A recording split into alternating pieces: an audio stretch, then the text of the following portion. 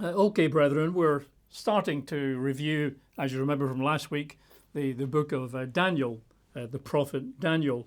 I guess you could say that the two key books in the Bible to do with prophecy, end time prophecy, matters that might, engage us in the next few years would be the book of Daniel in the Old Testament, the book of Revelation in the New Testament. They sort of tend to go together like a lock and a key. So we started last week looking at the book of Daniel, and as I said last week, the Lord Jesus himself, if you think about it, pointed us to Daniel.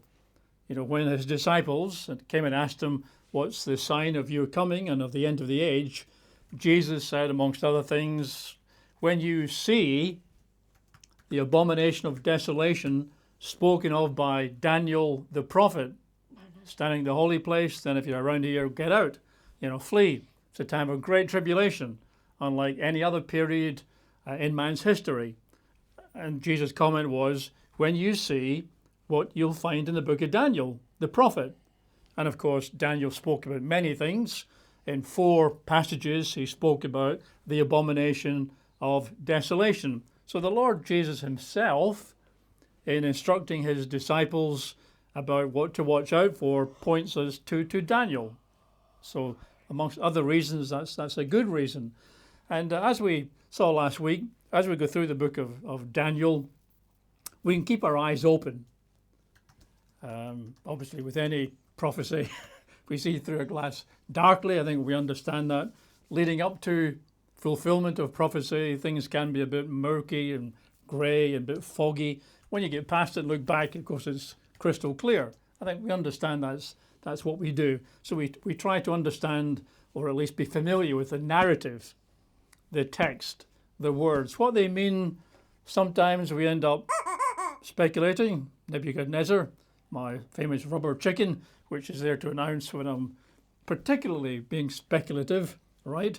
And so last week I said, as we go through the book of Daniel, let's just keep our eyes peeled and see whether in certain places Islam comes into being, and we see references to what could be modern day Islam, the Islamic realm of today, or whether, as many people believe, we see Rome, by which they don't actually mean Rome, they mean Europe or Germany or the Vatican. Well, of course, the Vatican could be Rome, although Vatican City is a separate city, a separate sovereign state, in Rome, in Italy.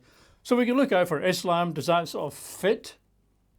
Or is Europe, the Austro-Hungarian Empire or Brussels, right? What do we find in Scripture? Bearing in mind it will be a little bit speculative, of course. Now, last week we went through the first 4 chapters of Daniel. So just to recap, chapter 1 is Daniel being taken captive with many in Jerusalem and taken away by Nebuchadnezzar to Babylon, where he gets educated in Babylonian ways and means and so on. But of course, the outcome of that, if you think about it, is here's Daniel, clearly will be a great man of God ultimately, and he's actually now ensconced in the court of King Nebuchadnezzar. Did that just happen by accident? Well, I doubt it. I think God knew he was going to deal with Nebuchadnezzar in a very special way, which he did, and straight off the bat he gets one of his key young men, Daniel, right into the heart of Babylonian government, right into the court of Nebuchadnezzar. So that was chapter 1. In chapter 2 we have the great prophecy of this statue of gold and silver and bronze and iron legs, and the stone which gets cut out without hands smashes the statue, topples over, blows away, and the stone grows and fills the entire earth, being, of course, Jesus Christ and the kingdom of God. So that was chapter 2. And when we looked at the Iron Empire, the only one there's any debate about, the iron legs, I think we said, we have tried very hard to say that Rome fails the biblical test, whereas Islam, for reasons I explained, does rather well in terms of fitting the prophecies of Daniel 2. And of course, in Daniel 2, you've got Nebuchadnezzar, who's had this dream. Daniel explains it on behalf of the God of heaven. And you can see there that Nebuchadnezzar must be thinking, you know what, these astrologers and magicians of the Babylonian religion were useless. They couldn't do any of this. But Daniel and his God that he refers to, he's explained my dream. So I think already by that stage, Nebuchadnezzar is starting to wonder about the Babylonian faith and maybe starting to think, might be something in this faith of Daniel and his God. In Daniel chapter 3, we had the incident of Shadrach, Meshach, and Abednego and the fiery furnace, right? If you didn't kneel down and worship Nebuchadnezzar's image when the orchestra played, you'd be thrown into the burning fiery furnace. They were, but they were delivered. And there's a mysterious fourth person in the fiery furnace. Now, of course, at the end of that, Nebuchadnezzar says, wow, I didn't think any God could possibly deliver you from my superheated burning fiery furnace, but your God has, Shadrach, Meshach, and Abednego. So Nebuchadnezzar alerts the people of Babylon, make sure you say nothing rude about Shadrach, Meshach, and Abednego's God, because he's super powerful. Let's respect him, right? And then we move on to chapter 4, where we finished last week. And there Nebuchadnezzar has another dream, which Daniel helps to explain and interpret, which basically is that because he's so proud and arrogant, God's going to intervene in his life and he's going to bring him down and humble him. So it so happens that Nebuchadnezzar loses his marbles, if you understand that expression. He gets driven out into the wilds, the country, the fields, the bushes, dwells there for 7 years like a beast, like an animal, after which God restores his mind, his intellect, his wisdom. And at that point, Nebuchadnezzar acknowledges, you know what? The God of Daniel, Shadrach, Meshach, and Abednego, that God, he is the God. He sets people up, brings them down. I hereby acknowledge the greatness of the God of Israel. Right? And he writes his testimony in Aramaic for the whole population of Babylon to read and understand. So incredible in a sense that Nebuchadnezzar actually in several ways promotes the name, the majesty of the great God of heaven to all the people of his world of that time, right? And I suspect that Nebuchadnezzar underwent conversion, right, at that stage. And God seems to have worked with Nebuchadnezzar in a very, very special way, which, you know, is quite interesting to think about. So that's the great king Nebuchadnezzar of Babylon. The next chapter we're going to turn to is chapter 5 with another king of Babylon. But unlike Nebuchadnezzar, this king of Babylon blows it big time, right? Nebuchadnezzar eventually humbled himself, acknowledged the great God, and I suspect personally was converted. Not this guy. This guy completely blew it. I'm talking of Belshazzar, right? And this incident here in chapter 5, if you want to turn there, takes place about, roughly 23 years after the story of Nebuchadnezzar being this tree that's chopped down, only the stump remains. But 23 years later, we get the story of Belshazzar, who was probably a grandson of Nebuchadnezzar, right? And he has a great feast. Let's start reading about that. Chapter 5, let's read verses 1 through 4 to start with. Belshazzar the king made a great feast for 1,000 of his lords and drank wine in the presence of the 1,000. While he tasted the wine, Belshazzar gave the command to bring the gold and silver vessels which his father or forefather, doesn't necessarily mean your immediate father, his father or forefather Nebuchadnezzar had taken from the temple which had been in Jerusalem, that the king and his lords, his wives, and his concubines might drink from them. Then they brought the gold vessels that had been taken from the temple of the house of God, which had been in Jerusalem, and the king and his lords, his wives, his concubines, drank from them. They drank wine and praised the gods of gold and silver, bronze and iron, wood and stone. So you can use your imagination. This is a huge feast. about 1,000 of his lords, right? And there's women everywhere. There's probably an orchestra, playing. Frank Sinatra is singing in the corner somewhere. Lots of music and noise, and of course, gallons and gallons and gallons of wine. And in their drunken revelry, the king decides, you know what? I'm feeling pretty boastful at the moment. Go and bring all the gold utensils, the cups, the chalices, whatever you've got from the temple of that Jehovah God being, right, in Jerusalem. Bring them here. We're going to drink out of those. We're going to toast our gods and our goddesses using the cups, saucers, plates, whatever it was, from the temple of Jehovah God, right? So, of course, that's quite insulting to the true God, right? These people think they're the bee's knees, but of course they're not. And God decides he will intervene. So let's read verses 5 and 6. In the same hour, the fingers of a man's hand appeared and wrote opposite the lampstand on the plaster of the wall of the king's palace. And the king saw the part of the hand that wrote. Quite unusual. You're having a party, you're drinking your wine, you look across where the lampstand is shining a light in the wall, just a hand, or maybe just the fingers appears, starts writing on the wall. Really? Verse 6, then the king's countenance changed, wiped the smile off his mouth, and his thoughts troubled him, so that the joints of his hips were loosened, and his knees knocked against each other.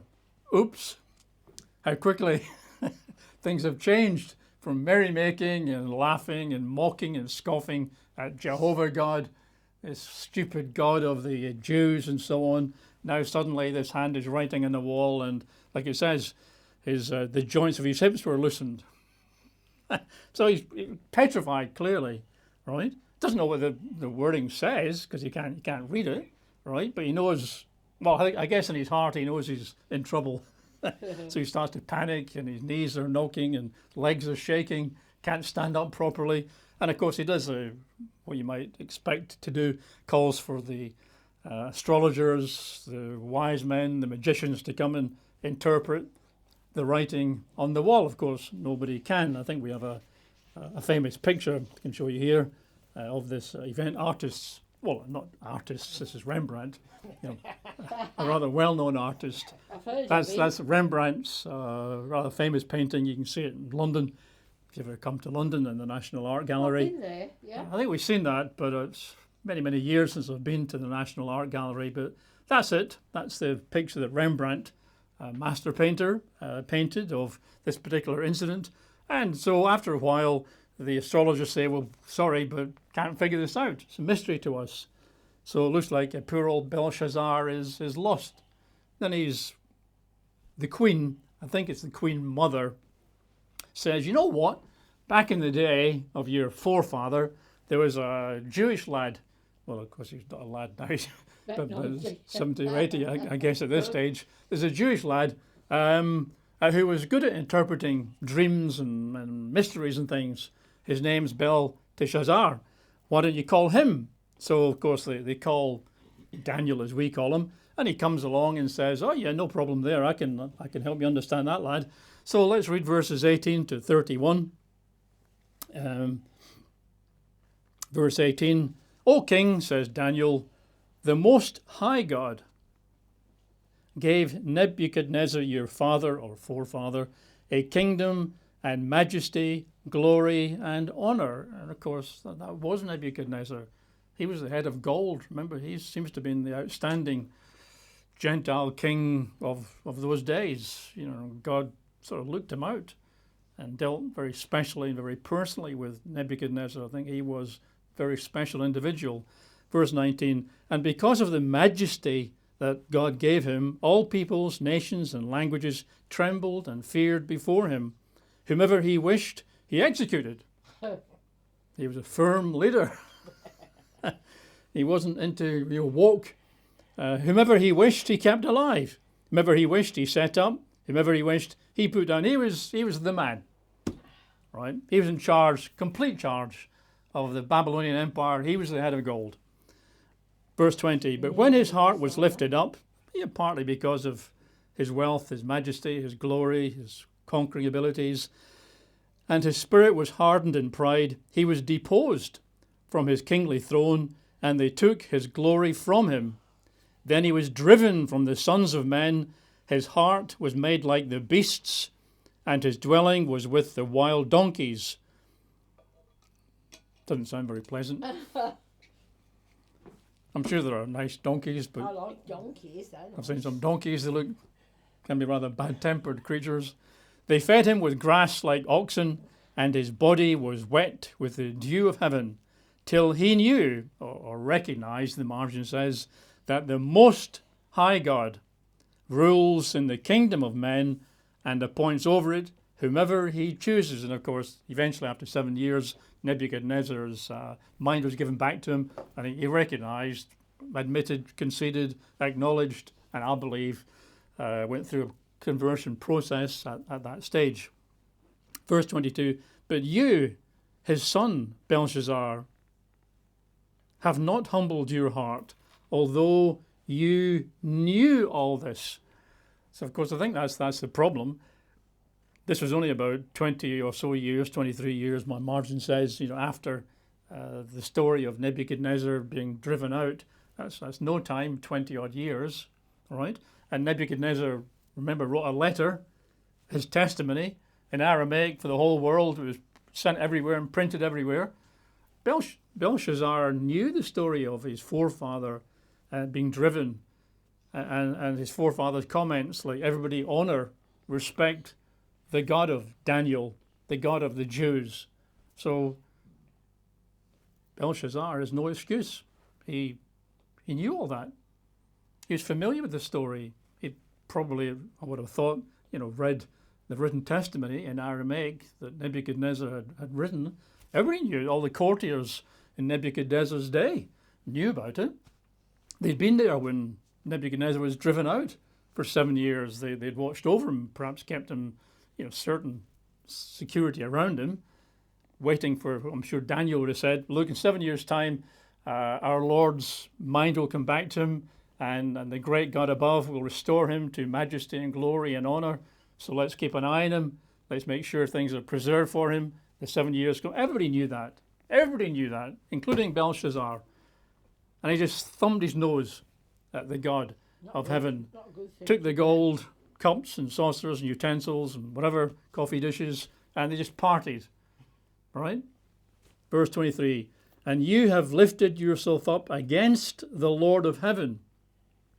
They have brought the vessels of his house before you and your lords, your wives, and your concubines have drunk wine from them, and you have praised the gods of silver and gold, bronze and iron, wood and stone, which do not see or hear or know. And the God who holds your breath in his hand and owns all your ways, you have not glorified, even though you knew better. You and I know better and do something more culpable than people who don't know, who do things in ignorance, right? It's always worse if you do something you know is wrong. And this guy did. Verse 24, then the fingers of the hand were sent from him, and this writing was written. And this is the inscription that was written. Many, many tekel uparsin. Which, what does that mean? Well, this is the interpretation of each word. Many, God has numbered your kingdom and finished it. Your number is up. Right? Tekel, you have been weighed in the balances and found wanting. You are a lightweight. Right? Perez, your kingdom has been divided and given to the Medes and Persians.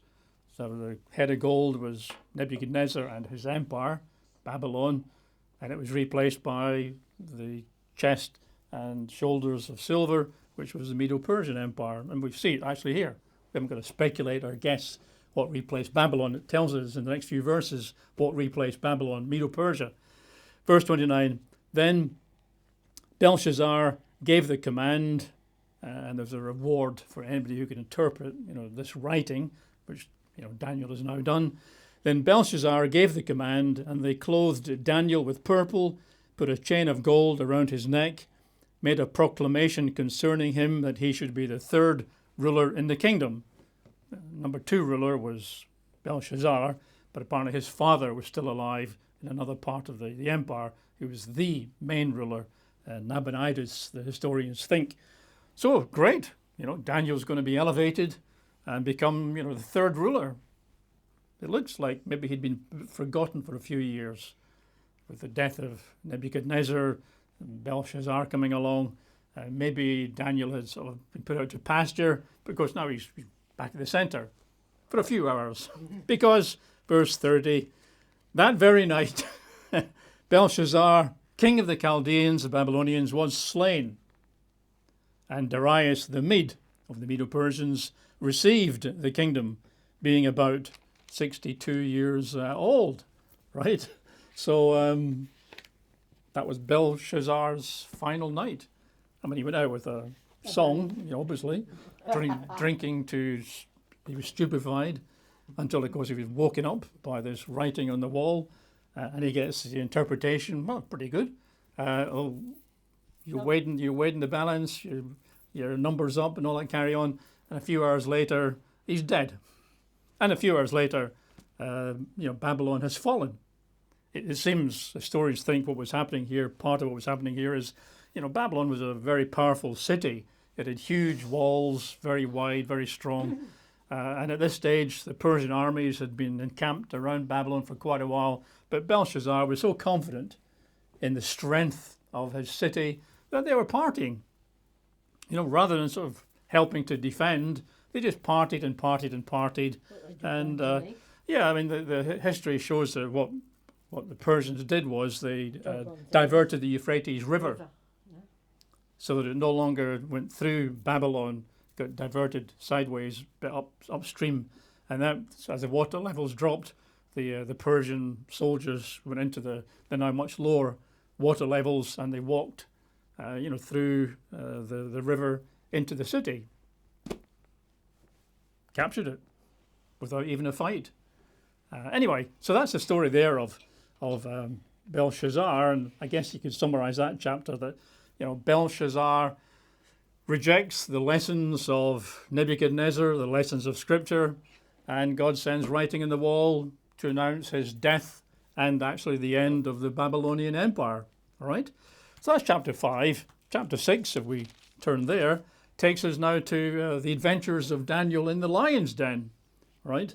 Now, Darius, who's just taken up, being the king, quite likes Daniel. And he's got Daniel as one of the top 3 sort of rulers, administrators, governors of the empire. And he's thinking about, this guy Daniel is really outstanding. I think at this stage, Daniel has to be about 85 years old. He's not a young spring chicken of any sort, right? And Darius just thinks, this guy is like super wise. I mean, this is what I want to run this empire. If he can do all the hard work for me, I can just trust him and he gets on with it. If only we had a Daniel in the British cabinet, or perhaps in the US administration. It'd be very different if that was the case. But anyway, of course, that makes others jealous of Daniel because they want to be the top dogs, right? And so they concoct a plot, a plan to get rid of Daniel, right? They know they can't find anything to accuse Daniel of because he is a man of integrity, super wise. So they concoct a sort of a plan, right? Which basically is that they go to the king, Darius, and say, look, king, why don't you pass a law whereby anybody who asks any god or a goddess anywhere or any person for anything other than you personally for the next 30 days should be thrown into the lion's den. Darius thinks, yeah, can't see a problem with that. Yeah, done. So he passes the law, which means basically that anybody who goes to any god, Molech or Baal or Jehovah or any god or goddess anywhere, or asks any person for anything, lion's den, where of course to be chewed up, right? So let's pick up the story in verses 10 to 18. Now, when Daniel knew that the writing of this law was signed, he went home. And in his upper room, with his windows open towards Jerusalem, he knelt down on his knees 3 times that day and prayed and gave thanks before his God, as was his custom since early days. He always did it. In fact, some translations say 3 times a day or 3 times daily. So it's not just something he did specially under pressure. That was his custom. Verse 11, then these men assembled and found Daniel praying and making supplication before his God. I wonder how they did that. Mirrors, closed-circuit TV. Perhaps some of Daniel's assistants were betraying him, hiding behind curtains and looking. Oh, look, there he is, he's on his knees. Quick, get the camera, snap. And oh, right, we've got him now. We've got evidence of his praying to his God, which of course is not permissible. And they went before the king and spoke concerning the king's decree. Have you not signed a decree that every man who petitions any god or man within 30 days, except you, O king, shall be cast into the den of lions? Isn't that what you've decreed? The king answered and said, yes, that's true, according to the law of the Medes and Persians, which does not alter. Appears to have been one of the principles of the laws of the Medes and Persians. Once you made a law, you can't erase it, you can't adapt it, adjust it. It's made and it stays that way. So they answered and said before the king, well, that Daniel, who is one of the captives from Judah, of course this was like 60, 70 years earlier, does not show due regard for you, O king, or for the decree that you have signed, but makes his petition 3 times a day. Can you believe it, O king? And the king, when he heard these words, was greatly displeased with Daniel. But he wasn't, was he? He was greatly displeased with himself, because he recognized, being a king, he'd been stitched up. He'd been trapped. The one man he would not ever want to harm, Daniel, who was thinking of making the supreme governor of the empire. Right. And now he's trapped because he's passed a law that cannot be changed, right? And he knows these guys have done it purely for reasons of jealousy and envy, right? The king, when he heard these words, was greatly displeased with himself and set his heart on Daniel to deliver him. And he labored till the going down of the sun to deliver him. I guess getting his lawyers to sort of look at the law and the caveats and the conditions and any loopholes we can find. Of course, there's none. Then these men approached the king and said to the king, know, O king, that it is the law of the Medes and Persians that no decree or statute which the king establishes may be changed. You can't do it, O king. The law of the Medes and Persians is higher than you, O king. So they can see him trying to find a loophole, and they're not going to allow that. Just remind the king, the law is higher than you, right? So the king gave the command, verse 16, and they brought Daniel and cast him into the den of lions. But the king spoke, saying to Daniel, your God, whom you serve continually, he will deliver you. Of course, it looks like he's saying that more in hope than expectation. Then a stone was brought and laid on the mouth of the den, and the king sealed it with his own signet ring and with the signets of his lords, that the purpose concerning Daniel might not be changed, because you can't do that.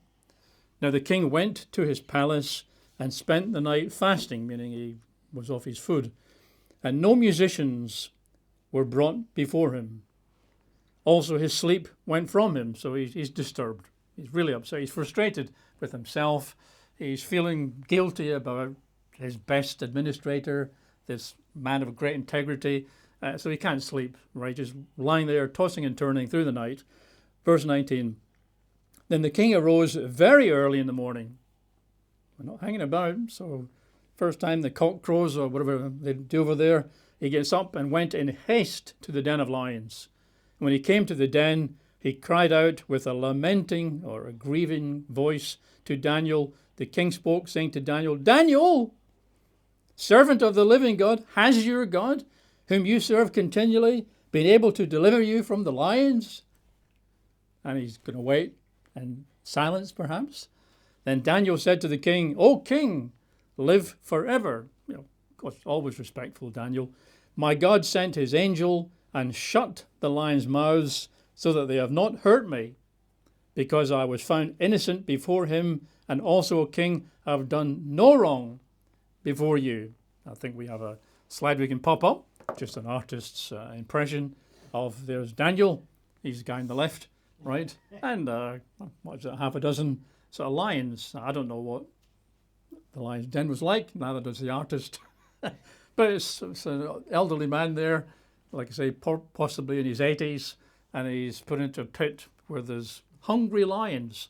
And we know they're hungry lions from what happens in a moment or two. And it goes, oh no, not Christians again. Now the king was exceedingly glad, verse 23, for him, and commanded that they should take Daniel up out of the den. So Daniel was taken up out of the den, and no injury whatever was found on him, because he believed in his God. So just like, Shadrach, Meshach, and Abednego were delivered from their fiery pit, here Daniel was delivered from the lion pit, right?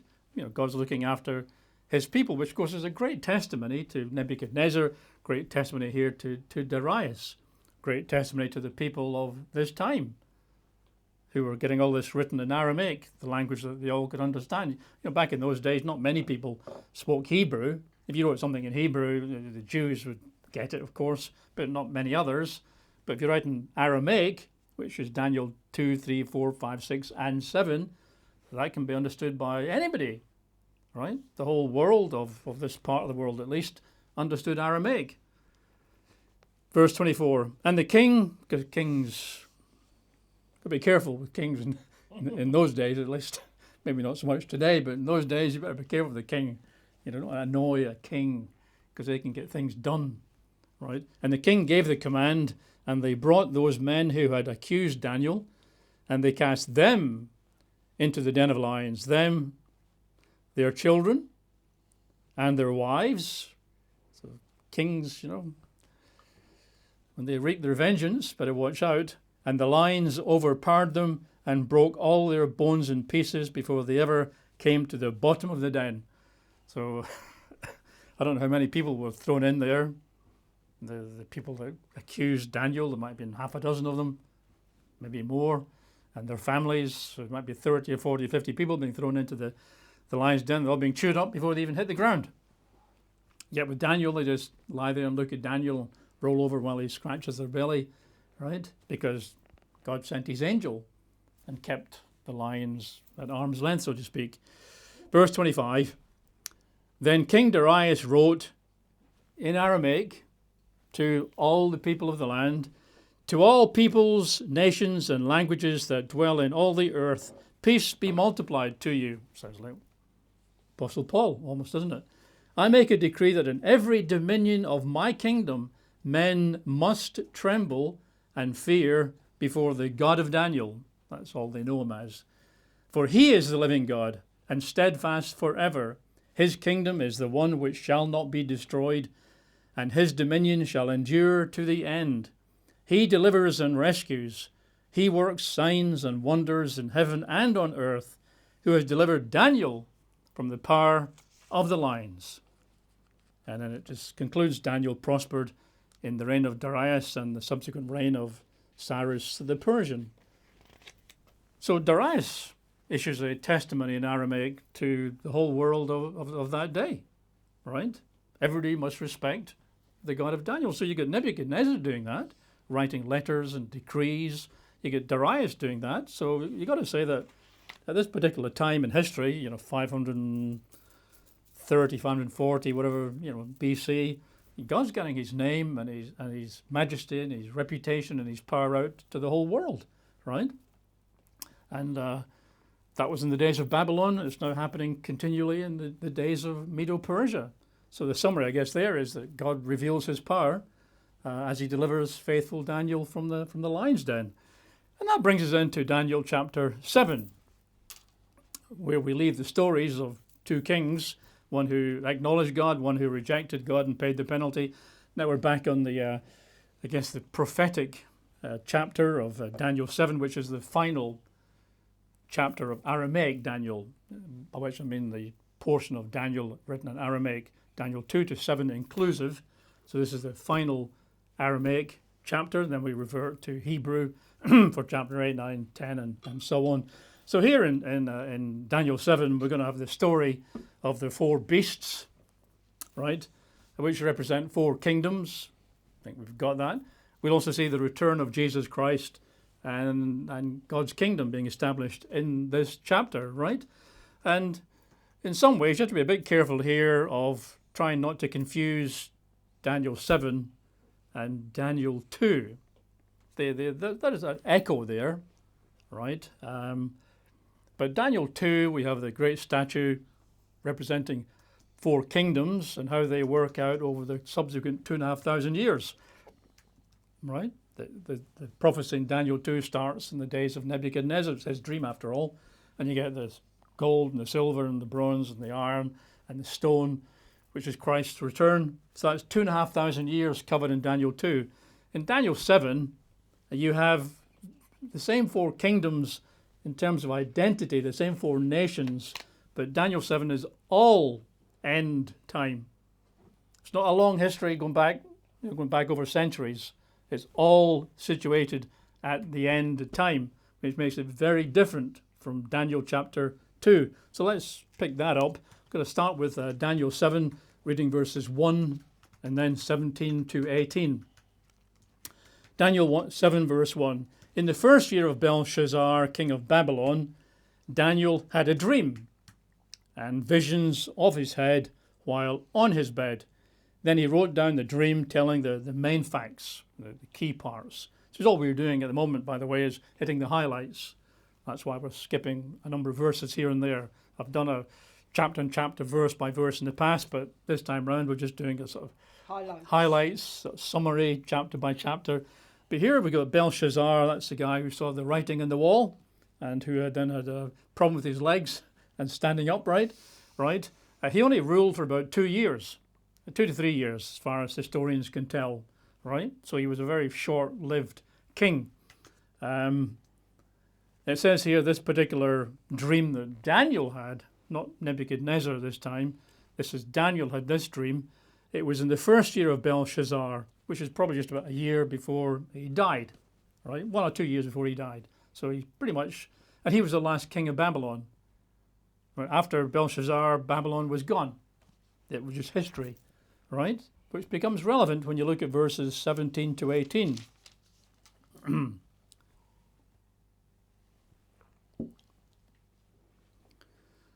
So we have the four beasts, which we'll look at momentarily.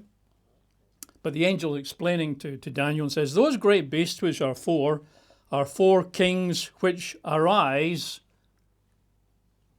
out of the earth. We'll look at that more closely in a minute. 4 kings which arise out of the earth. But the saints of the Most High shall receive the kingdom and possess the kingdom forever, even forever and ever. So you can see in verse 18 there that this appears to be in the context of God's kingdom being established, which of course is at the end of the age, right? And the point we're going to make here is that these 4 beasts and Daniel 7 is all about the end of the age. It's not centuries going all the way back to the days of Nebuchadnezzar. Daniel 2 covers 2,500 years. Daniel 7 is the last, well, I don't know exactly, the last 20, 30 years, 40 years, right? It's all end time. Verse 17, those great beasts which are 4 kings which arise or will arise, right? You can see that in different translations. I'll read out some here and then we'll put a slide up where I think there's an extra 1 or 2 on it. But the New American Standard Bible in that verse 17 says, 4 kings who will arise, future. From the days of Daniel's dream, these are 4 kings who will arise. Well, you know there's a problem because Babylon's just about finished. There are no more kings to arise in Babylon because Belshazzar's already there. And he dies, and that's Babylon finished. And that'll be about a year or so after this prophecy. Right? So you can't say 4 kings who will arise, meaning the Babylon of Nebuchadnezzar's day. That's past. That's historic. But the scripture says here these 4 beasts are 4 kings who will arise. The Amplified Bible says 4 kings who shall arise, same difference. And the NIV, the nearly inspired version, says 4 kings that will rise. Right? I think we've got a slide we can put up that pretty much says the same thing there. So yeah, at the top we've got what I'm reading, the New King James Version, which a bit ambiguous, 4 kings which arise. Arise when?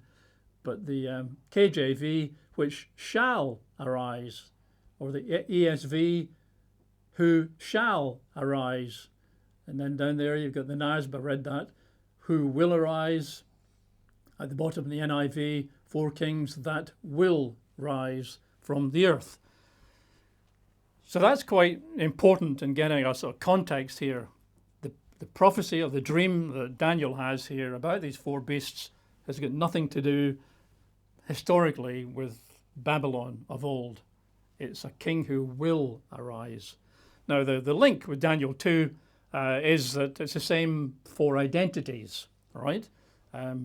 Chapter 2 we have 4 metals. Chapter 7 we have 4 beasts. We can identify the nations because they're the same nations, but the timing is entirely different, right? It's an example of what scholars refer to as a chiasmus, CHIASMUS, a chiasmus, a chiasmus. If you want to play for a while, go on Google or your preferred search engine and put up the word chiasmus and Bible, and you get oodles and oodles of websites. What it basically means is that in an individual passage or a book, you'll have chapters who sort of echo each other. It's a special structure. So what you got here is Daniel 2, 4 kingdoms, Daniel 7, 4 kingdoms, and they echo. Daniel 3, saints being delivered, Shadrach, Meshach, and Abednego. Daniel 6, saint being delivered. Daniel 4, king who acknowledges God. Daniel 5, king who rejects God. So 2 and 7 sort of fit together like on a mantelpiece. One end, Daniel 7, one end, Daniel 2. There's a correspondence. Daniel 3 and 6 go together. Daniel 4 and 5 go together. So what we've got here is, if we look more closely at Daniel 7, with understanding that Daniel 7, we can use Daniel 2 and its 4 empires to identify who we're talking about, but we must understand that these are 4 kings who will arise after the days of Daniel's dream, which means that Babylon is out straight away, and in fact they're all out straight away. All of them are end time. So let's look at the details. Starting in Daniel 7, let's read verses 3 to 8 and 11 to 12. Daniel 3 and Daniel 7, verse 3. And 4 great beasts, says Daniel, came up from the sea, each different from the other. The first was like a lion and had eagle's wings. I watched till its wings were plucked off, and it was lifted up from the earth and made to stand on 2 feet like a man, and a man's heart was given to it. So a lion, right? And I think we know I think most people agree the lion represents Babylon, but not the Babylon of 2,500 years ago, the Babylon of the end times. Verse 5, and suddenly another beast, a second like a bear. It was raised up on one side, had 3 ribs in its mouth between its teeth, and they said thus to it, arise, devour much flesh, MEDO-PERSIA. Right? That's the gold becomes silver, Babylon becomes MEDO-PERSIA, right? Verse 7, after this I saw in the night visions, and behold, verse 6, sorry. After this I looked, and there was another, like a leopard, which had on his back 4 wings of a bird. The beast also had 4 heads, and dominion was given to it. Well, if we're identifying the nations with those in Daniel 2, The third nation was Greece or Javan, Asia Minor, we might call it today, largely Turkey-based. Then verse 7, after this I saw in the night visions, and behold, a fourth beast, dreadful and terrible, exceedingly strong. It had huge iron teeth, an echo of the iron legs. It was devouring, breaking in pieces, that word decac, to mean pulverized, smashed to smithereens, but not centuries ago. This is end time. All of these beasts are in the end time. We're using Daniel 2 only to help us identify who they might be, but not the timing. Timing is these kings will rise. And it trampled, and trampling the residue with its feet, it was different from all the beasts that were before it. Different in what sense? And it had 10 horns. I was considering the horns, and there was another horn, a little one, coming up among them, before whom 3 of the first horns were plucked out by the roots. And there, in this horn, were eyes, like the eyes of a man, and a mouth speaking pompous words. So this fourth beast is an unusual looking beast, right? It stamps, pulverizes, smashes. It's got 10 horns, and another horn comes up, a stout horn, speaking arrogant words, proud words, and its eyes like a man's eyes, right? Very mysterious. So what we can... We've got a picture. We'll be looking at... Yeah, I think we have got a picture. We can put a picture up now, I think, of certainly the first 3. Yeah. So what you've got here is the lion, which we identify as Babylon. And of course, Babylon in modern times, end times, is the nation of Iraq today, right? I think everybody pretty much happy with that. And Iraq, of course, today is a Islamic nation. Hint, hint, right? Then we've got the bear, which is Persia, MEDO-PERSIA, Persia. Persia today we call Iran, which you'll understand, of course, is an Islamic nation. Then we've got the leopard there with the 4 heads. Again, using Daniel 2 as a sort of tool to identify the nations. That's Asia Minor, Javan in the original language, but Asia Minor, typically we think of that today as Turkey. And I think we've got another one we can show you. There's the fourth beast. Well, artist's impression. A wicked-looking beast with 10 horns and another horn popping up, right? Dreadful and terrible, destroys, stamps on, etc., and entirely different from the other beasts, right? So that'll do us, I think, for now. And of course, the leopard has the leopard has 4 heads, and if you want my speculation, at least my rubber chicken speculation, the 4 heads. I'm speculating here, right? So I did squeak. The 4 heads of the Asia Minor, likely to be, in my view, Turkey. That's going to be the main one. You know, Turkey was the center of the old Ottoman Empire that ruled much of the world for about 6 centuries, right? So that's I think, the head that was wounded and so on. Also, I believe in the 4 heads there, Egypt, Syria, and Albania. Now, we know a thing or two here about Albania. we have little dinghies. We have little dinghies across the channel every day, basically, with illegal migrants on them, alleged asylum seekers, but most of it is highly dodgy stuff. But it turns out that recently, at least, most of the boats arriving have been filled with young Albanian men from Albania, right? Which is not a country where there's any problems apart from poverty and unemployment, but it's not a war-torn region, at least not yet.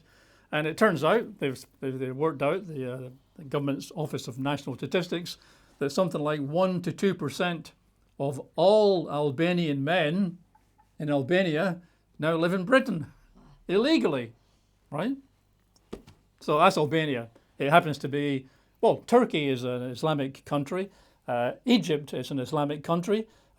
Syria is an Islamic country. And Albania, the edge of Europe, is an Islamic nation. So the 4 heads of the leopard, that's who I think they are. And the 4th head is going to run right up to the time of Jesus returning. If you look at Daniel 7, let's read verses 13 and 14. I was watching in the night visions. I finished off earlier. No, I didn't do verses 11 and 12, I don't think. So we got the fourth dreadful, terrible beast. Let's read verses 11 and 12. I watched then because of the sound of the pompous words which this stout horn was speaking. So 10 horns. Among them comes up another horn who has got eyes like a man, pompous, arrogant. I think most people speculate this is the Antichrist, right? I watched till the beast was slain and his body destroyed and given to the burning flame. So this fourth beast, I'm suggesting, is an Islamic realm made up of 10 Islamic countries in coalition, right? As for the rest of the beasts, verse 12, the lion, the leopard, the bear, as for the rest of the beasts, they had their dominion taken away, yet their lives were prolonged for a season and a time. Like I said, this runs right up to Jesus' return. Look at verses 13 and 14. I was watching the night visions, and behold, one like the Son of Man, whom we know to be Jesus Christ. That's Jesus' preferred title. There's only once Jesus calls himself the Son of David, I think. A couple of times he calls himself the Son of God. But 78 times he calls himself the Son of Man. Right? That dwarfs everything else. Everything else is less than 10 times, I think, or thereabouts. Maybe 11 for Messiah. But Son of Man, that's Jesus' preferred expression. That's who he is. And he's referring back to Daniel chapter 7 when he uses that term, because that's where it belongs. That's where it comes from. The Son of Man is the prophesied ruler who goes to the Father to be given a kingdom. When Jesus says the Son of Man will do this and do that, this is what he's pointing to. Verse 13, I was watching the night visions, and behold, one like the Son of Man coming with the clouds of heaven. He came to the Ancient of Days, that would be the Father, and they brought him near before him. Then to him, the Son of Man, was given dominion and glory and a kingdom, that all peoples, nations, and languages should serve him. His dominion is an everlasting dominion, which shall not pass away, and his kingdom the one which shall not be destroyed. So right in the middle of these four beasts, we have the kingdom of God and Jesus' return. Again, I think emphasizing this is end time, right? Don't confuse the four nations of Daniel 7, the four beasts, with the four metals of Daniel 2, right? We can use them just to sort of say, well, that was Babylon, this is Babylon, that was MEDO-PERSIA, this is MEDO-PERSIA. But the timing is entirely different. Daniel 2, you look into the future, 2,500 years of history. Daniel 7 is all at the end time, maybe a 20-year period, 25-year period, 30-year period, something like that, perhaps. So, of course, Daniel's particularly curious about the fourth kingdom, the great and terrible one that's so different from all the ones before it. So he asks the angel, let's pick up in verses 19 through 27. So Daniel 7, picking up in verse 19. Daniel says, Then I wished to know the truth about the fourth beast, which was different from all the others, exceedingly dreadful, with its teeth of iron, its nails of bronze, which devoured, broke in pieces, decac, smashed to smithereens, pulverized, and trampled the residue with its feet.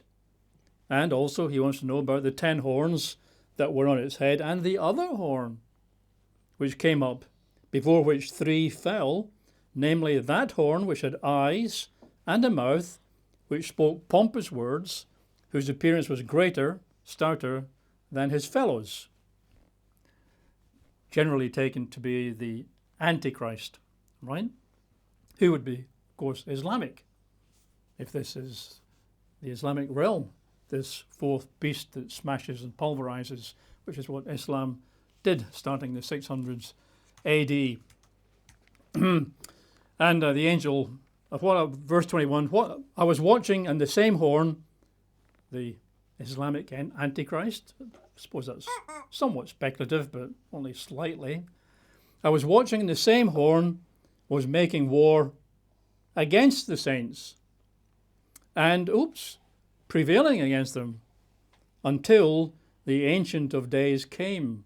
In other words, till Jesus returns.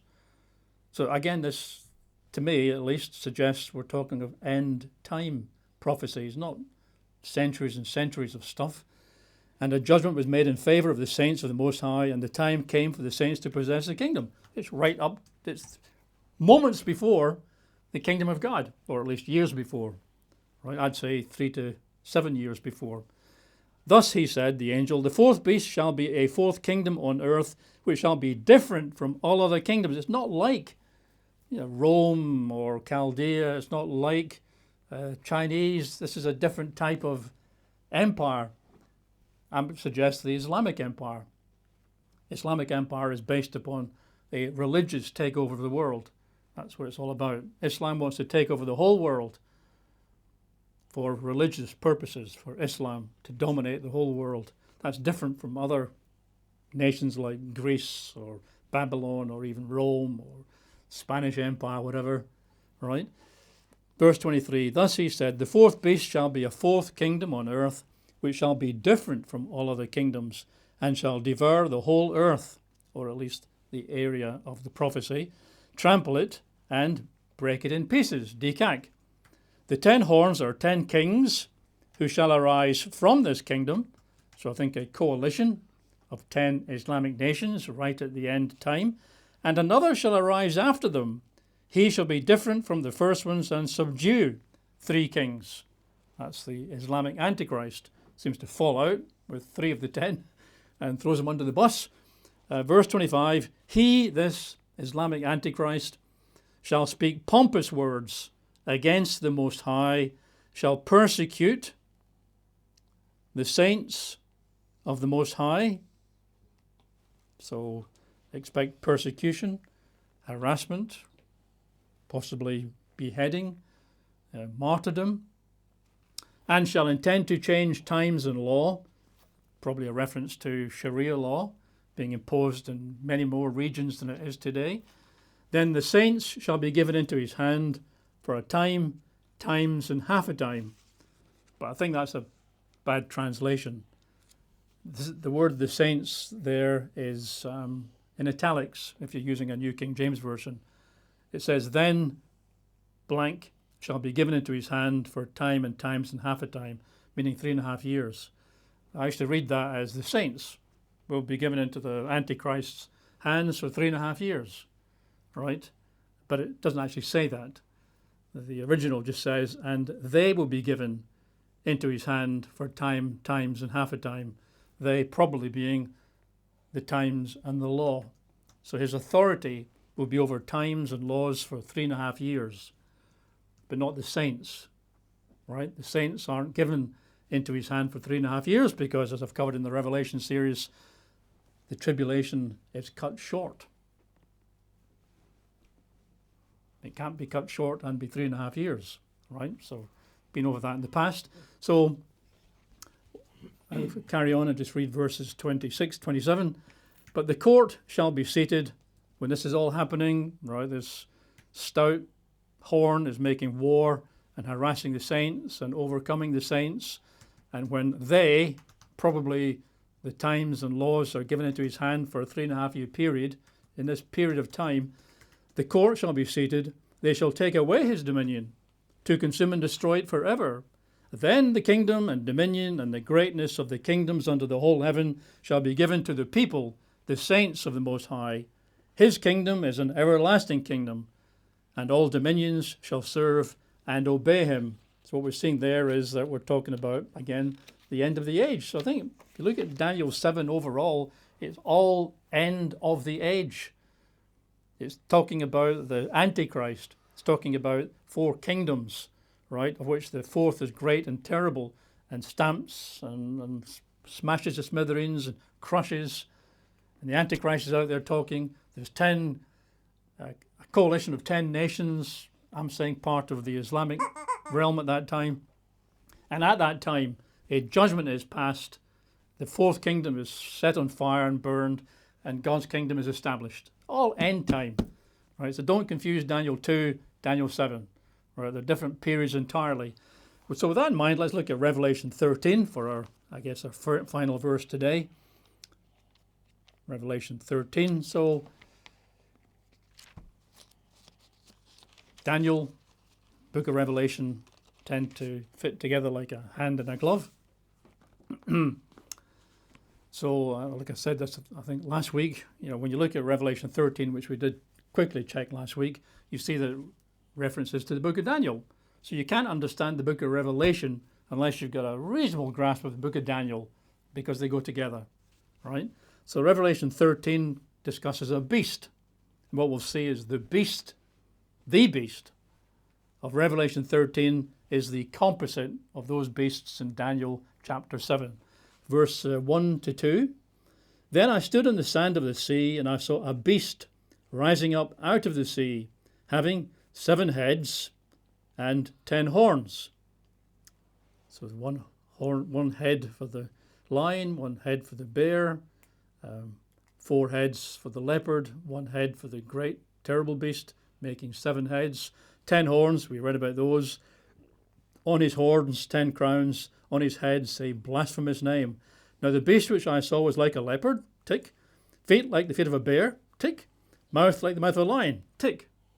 That's the composite of the beasts of Daniel 7. The dragon gave him his power, his throne, and great authority. So is Satan possessed, Satan empowered. Verse 5. And he, this beast, was given a mouth speaking great things. That was the horn, wasn't it? And blasphemies. And he was given authority to continue for 42 months. Times, time, and half a time. What Daniel 7 said about the 4th beast. Has authority over them, whatever them is, for time, times, and half a time. Given authority here for 42 months, 3.5 years. Verses 7 and 8. It was granted to him to make war with the saints and to overcome them. We just read that in Daniel 7. And authority was given him over every tribe, tongue, and nation. All who dwell on the earth will worship him, whose names have not been written in the book of life of the Lamb, slain from the foundation of the world. So immense power over much of the world, this great, terrible beast, right? And I think we have one final slide. So that's an artist's impression of the composite beast, one beast of Revelation 13, but you can see there leopard bits and lion's bits and bear's bits. I can't quite see from where I am, but hopefully you can see that. And there's a little thing on the side will tell you what belongs to what. Okay, so what you've got there basically is that, the summary of Daniel chapter 7 is we have 4 beasts representing 4 end-time Islamic nations who make war over much of the earth, right, including and overcoming the saints of God. Something you and I will need to be alert to and watching out for. Okay, I think I've gone on a few minutes long, but there we go. That's the end of Daniel chapter 7, at least for the time being. We'll carry on with a bit more next time round. Okay, that's us concluded.